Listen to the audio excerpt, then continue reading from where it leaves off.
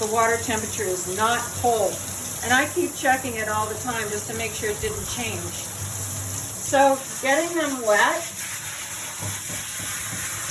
is, you know, I want to get them wet right to the skin. So the more water pressure you have, the better. And the longer the coat, of course, the longer it's going to take. No matter what kind of dog they are, it seems, even though they're called a water dog, they don't like having a bath. Right, buddy? So you've got to clean their eyes, you've got to clean their ears, the muzzle gets really dirty, as we all know, so you want to make sure that's going to get some shampoo on it. The ears, I don't want to spray the water directly in the ear, so I'm going to close it like this. Did you see that? I'm closing it over like this and spraying the water, okay?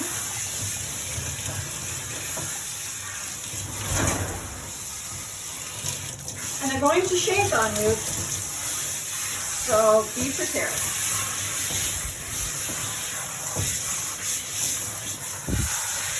You want to get everywhere.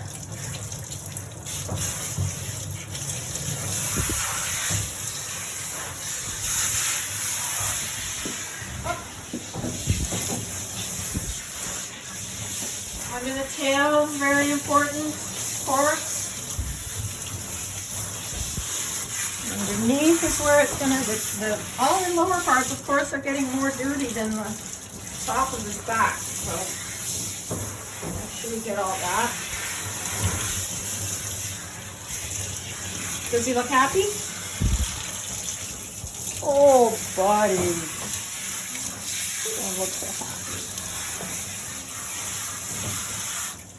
Okay, then, like, don't be scrimpy on the shampoo. I want to see some suds. I'm not afraid of getting it in the ear, but as you can see, I'm going around. Did you see that? I'm going around the ear like that when I put the shampoo on.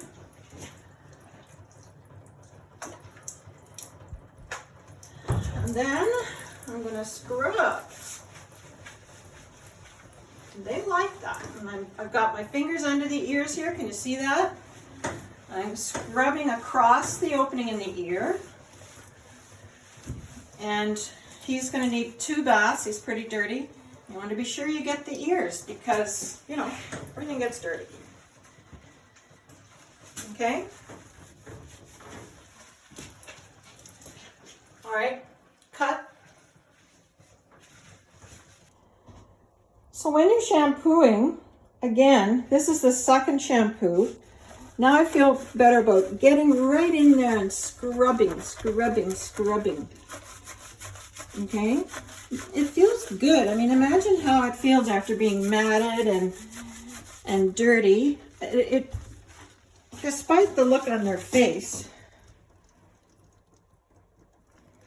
they just don't want to admit it, don't you think? Make sure you get between their toes and their ears and all of that. Don't forget to scrub behind their paws on the pastern. There's a kind of a hole back there. So get in there and really get that clean. Often if someone else does the shampooing for me, I'll still find sand back there.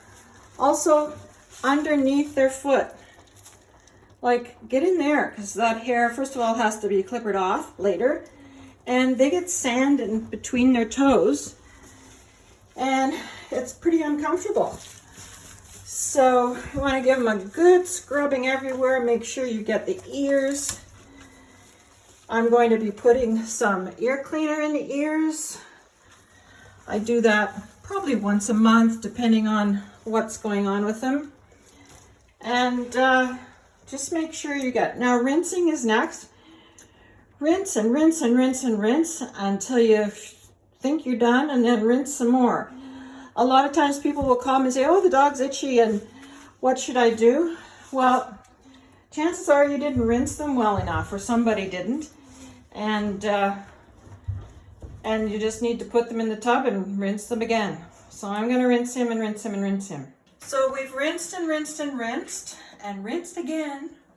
And you can see little bubbles if you pick up the hair. Just check and see if you see little bubbles. Of course, the longer hair is a lot harder to rinse. And then if you see any, rinse it again.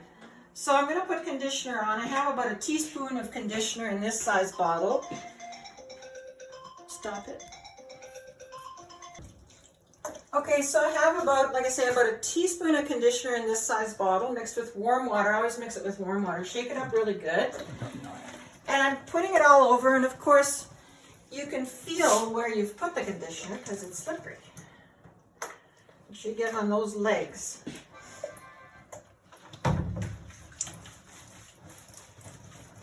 front and back and under the arms.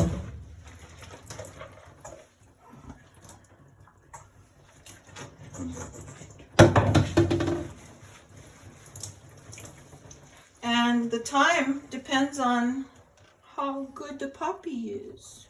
This one's very good. And don't forget the tail. And depending on how much time you have again, you might want to let it sit on there for 3 to 5 minutes, 2 minutes, whatever. I just kind of rub it in, massage it in.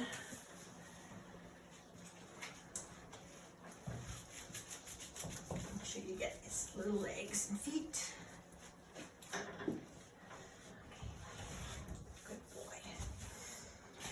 All right, and then with the conditioner, again, depending on what kind of conditioner, I rinse it off until it's just a little bit slippery.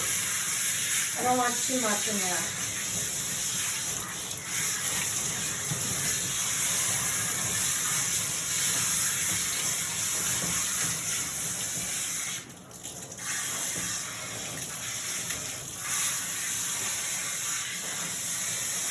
And I guess I tend to leave a little more in the places that I know get matted easier, like under the ears and the arms and the tummy.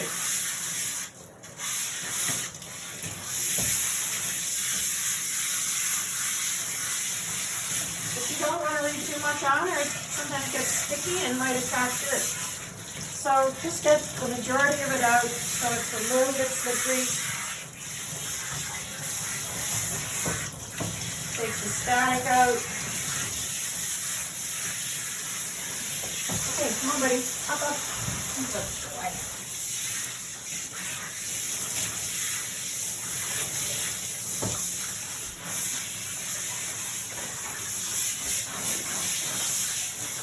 Okay. Again, mats are our main concern with these guys, right? I prefer to take the mats out when he's soaking wet. I find they come out easier, and I don't put the dryer on them until they're either mostly out or completely out. They come out easier when it's wet. So that's the way I do it.